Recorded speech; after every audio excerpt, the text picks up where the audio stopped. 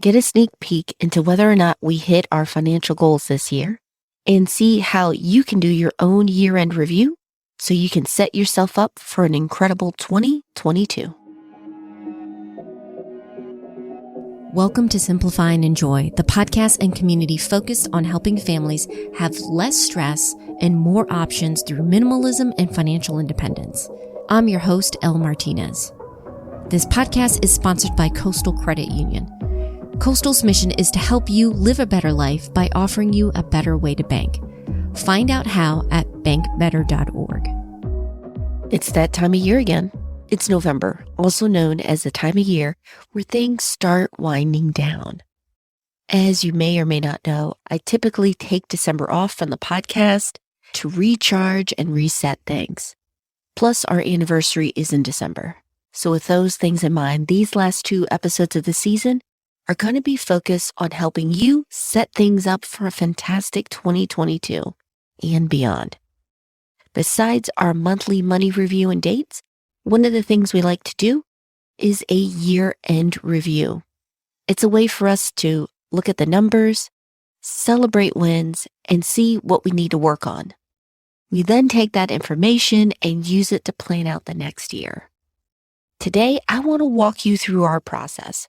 We'll go over the goals we set for the year, how we budgeted and found money to fund them, and whether or not we're on track to reach them. Next week, we'll then look at how to create goals to make it easier for you to make progress and achieve them. Are you ready? Let's get started. Let's start off with our financial goals that we made this year. There were 3 big ones. 1 was build up our brokerage account, 2 was paying down our mortgage, and 3 was replacing and fixing the windows in our house. Right off the bat, you may have noticed a couple of things. The first is these goals will probably take a big chunk of money to reach. And you're right. One thing I want to be absolutely clear on is we would not even consider these goals until we had our financial foundation in place. So these goals reflect that we're further along in our financial journey. Some of the first goals and steps we took was making sure that we had an emergency fund that was fully padded, we paid off our unnecessary debts, and that we were setting aside money for retirement. We're grateful to be in this position, but it did take work up front. So I want to be clear about that. Even with those pieces in place, though, we knew this year we definitely have to hustle if we're going to meet these goals. But the second thing you may have noticed is that these goals are vague. They're missing some key numbers. So let's fill these in and talk about why I prefer to include details with our goals. One of the big things that has helped us achieve our goals is how we frame them. And we like to make our goals SMART. And in case you're unfamiliar with the term, it's an acronym to help you remember key things you need to include when making your goals. A SMART goal is specific, measurable, attainable, result-focused, and time-based. Let me do a quick summary of each of those. Let's start with being specific. This is a big mistake that a lot of us make, myself included, is that we start off the year with a goal of, I'm going to save more or I'm going to pay down debt. But a specific goal would be, I'm going to put aside 5% to save in our emergency fund, or I'm going to pay an extra $50 towards the credit card debt. Being specific helps you start framing it in more concrete terms. The second is your goal should be measurable. How do you know when you've hit your goal? If you're saving more, is there a specific amount you're saving to?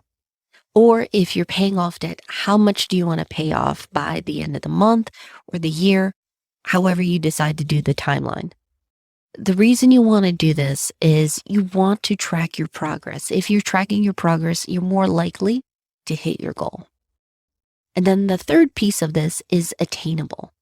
Now, I've seen some people translate this acronym and use it for ambitious, but here's the thing. If this is your first time working with goals, you need to build and develop that habit first. You don't have to make them super simple, but if you make them attainable, you're more likely to have a win, and that's going to encourage you to continue on your financial journey. The next piece is result focus. And this includes a bit about your why behind the goal. You're paying off debt. That's fantastic.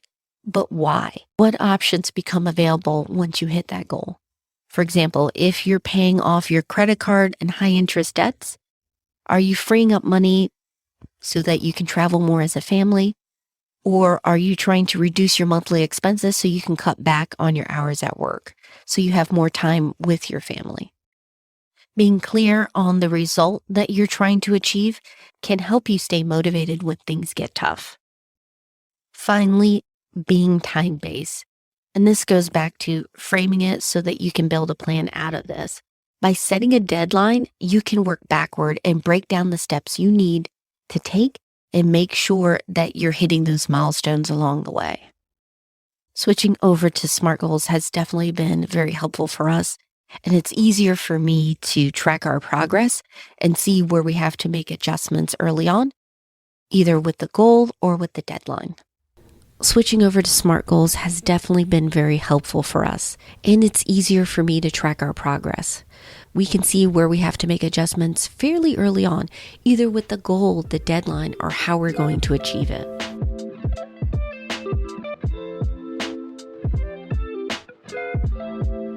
Now that we reviewed SMART goals, let's break down the goals we made one by one, as well as explain why they all have the same deadline this year. The first one is building up our brokerage account. We opened that up, believe it or not, last spring during the national lockdown. This is what happens when you have money nerds stuck at home. Pretty much before then, everything then that we had invested went towards our retirement accounts, the 401k and the IRAs. There's just one catch. Those accounts are for retirement. With the idea of financial independence, you're going to need a stash set aside for those years for when you plan to retire or wind down to when you officially can access your retirement accounts without having penalties. After discussing our options, we're settling on a combination of investments in the market and some in real estate. We started the first half of that plan with a brokerage account. Next year, we'll give more attention to real estate. So definitely, if you haven't already subscribed to the newsletter, you're going to see in real time how we're doing our research with that. For this year, our SMART goal was to build up our brokerage account to $50,000 by the end of December. Our second goal is paying down our mortgage. Our goal is pretty straightforward with this. We're looking to take our 30-year mortgage and pay it off in 10. Whenever we have this picture of being financially free or independent, one thing we do agree on is that we wouldn't want to have a mortgage payment during that time. With 5 years down, we have 5 years left. So we're looking at knocking down our principal on our mortgage about $20,000 each year. Is it a stretch? Yes, but it is doable. Again, it's about finding that balance of hitting your goal while still enjoying the time you have now by creating it at a sustainable rate. Our SMART goal for the year is to have our mortgage down to under $90,000 by the end of the year. By the way, if you're thinking about paying your mortgage off early, you should definitely check out the Mortgage Free Master Plan. It's what we use to run the numbers and track our progress. Andrew from Family Money Plan created it to make it easier to create a payoff plan that aligns with your family's goals and timeline. Just grab it at simplifyingenjoy.com/mortgage free plan. Finally, our last goal for the year was replacing the windows. Our beautiful ranch house is 60 years old, and I'm pretty sure those windows are original. While I loved the look of the wood windows, they weren't very energy efficient. They were single pane, and in some cases, a few of the frames on the exterior side were starting to rot. So we knew at the beginning of this year we had to replace the windows. Our original SMART goal for the year was to replace the 5 windows on the main level that were breaking down. As with all our home projects, we went ahead and got estimates from several different contractors and companies. After talking it over, reviewing our energy bills for the last year, And looking at the conditions of our windows, we increased the amount of windows we were going to replace. During the first half of the year, we replaced 9 windows. And because of an unexpected windfall, so to speak, we are actually going to have another set of windows replaced before the end of this year. I'll get into the details on that in just a little bit. Now that you see our goals and how much money we're putting towards them, the next question obviously is, where is this money coming from? So let's break it down bit by bit. First off, one of the reasons we can set aside money for these goals is because we carry no other debts. The mortgage is the last one. That means the payments that we're making for the car and student loans are now being directed towards saving, investing, and giving. Having gone through this journey for years, I can understand that sometimes when you're dealing with significant amounts of debts, it seems overwhelming. So if that's where you are now, please hang in there. I know it is a chore and work to go through this, but it is worth it because you can then free up your money to go towards the people and projects that really matter to you. Speaking of that, quote, extra money that we used to pay down towards debt, another way we've been able to hit our goals is by automating our money. It started off as an easy way to make sure our bills were paid, but now we're using that for other things. When we paid off our debts, we immediately changed our payments. They were now going first to savings and then investing. We prefer not to wait to the end of the month to set aside money for our goals. Instead, when the paycheck comes into the accounts, as soon as it's processed, we go ahead and transfer it to either paying down our mortgage, putting our contributions into the brokerage account, or we were setting aside in savings for when we had to make the payments for the windows.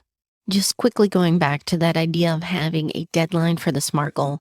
Let's say that we needed to save $10,000 by the end of the year. Well, knowing that, then we look at the numbers, it means we have to allocate an extra $833 a month. Or if we were trying to save $5,000 for the year, that would be an extra $416 a month. If you already have room in your budget and you see that I do have that amount of money I can put towards the goal, great. Just go ahead and schedule those transfers or payments. If there's a gap, then go ahead and schedule what you can do. So let's take that $833 a month. Let's say you know for sure you can do an extra $500 a month. Go ahead and put that on your automated transfers or payment system. You can then work on either building up your payment or adjusting your timeline. But you have something going in towards that goal and you're going to be making progress. Another reason we had a little bit of extra room in our budget is that we reallocated some of it. With Delta and the fact that our kids are not vaccinated, we pared down our vacation trip and plans and found some affordable spots we could visit, which saved us some money.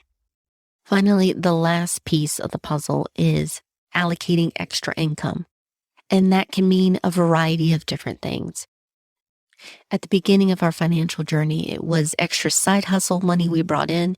It was tax refunds. It was getting rebates that we sent in. The income that we brought in varied greatly depending on what it was, but we used that money towards our goal. This past year, we took advantage of whatever bonuses were earned and tax credits that we qualified for being parents of 2 kids. Since we already planned our financial budget for the year and we were comfortable for it, we used whatever extra income we had to go towards those 3 goals. So hopefully you can see that it took a lot of different pieces to come together for us to work towards our goals and our plans. But it also meant that if something broke down, we weren't completely going to fail with our goals. All right, we went over the goals and the process of us working towards those goals. So how are we doing? Replacing the windows on the main floor was the first goal that we hit. We actually placed our order around end of January, beginning of February, and got them installed in May.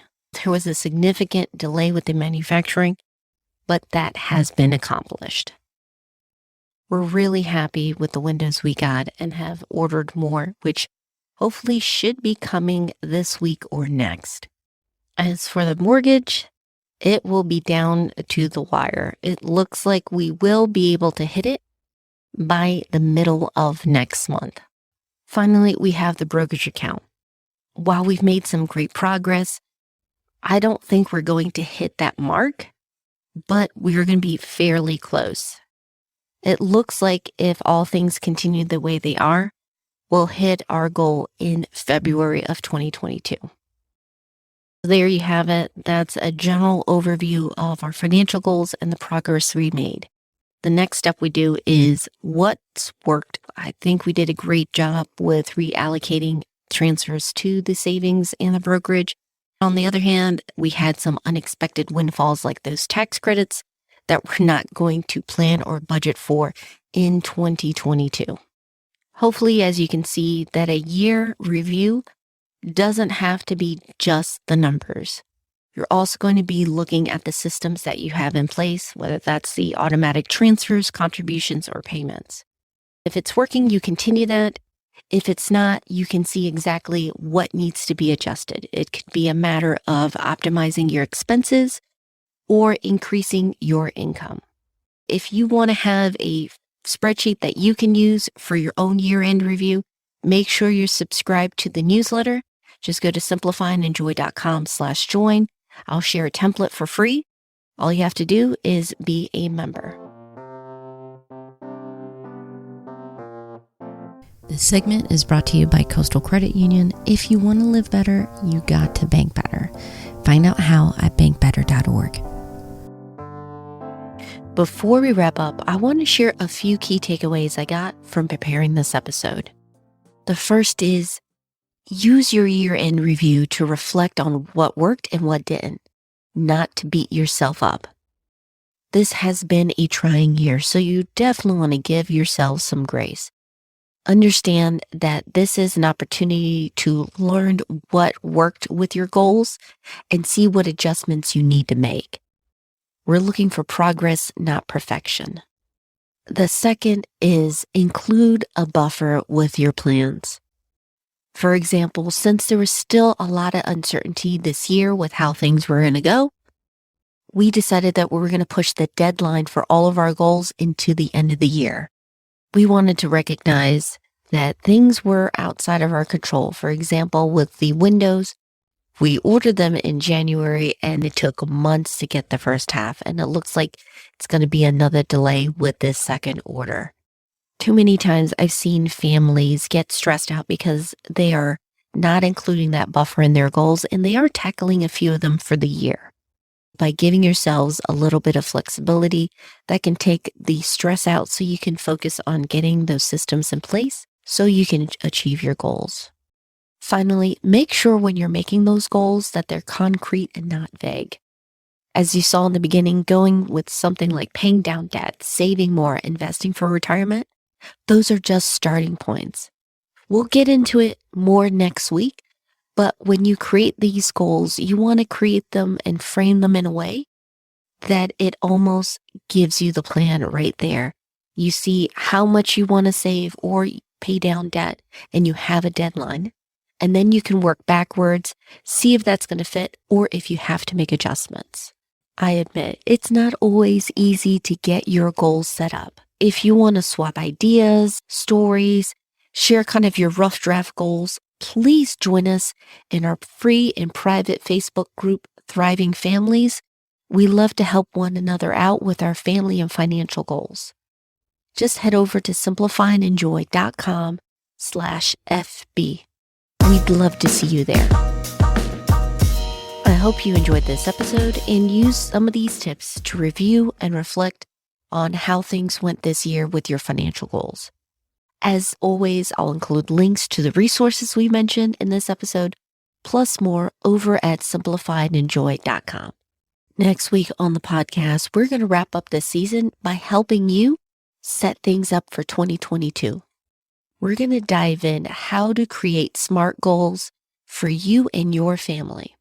If you don't want to miss out on that episode, Make sure you're subscribed. We're on iTunes, Spotify, wherever you listen to your podcasts. Our theme was by Staircases with additional music from various artists at Audio. Finally, and most importantly, thank you so much for your support. I would love to have you a part of next week's episode. So if you're already subscribed to the newsletter, just hit reply and send in your goals and questions for this new upcoming year. And if you haven't joined already, don't worry, it's free. Just head over to simplifyandenjoy.com/join. I love hearing from you and getting your feedback on the show. You can also send in your ideas for next season. It's one of my favorite parts about creating this podcast. It feels more like a collaboration when I hear from you. I hope you have a wonderful week. Take care.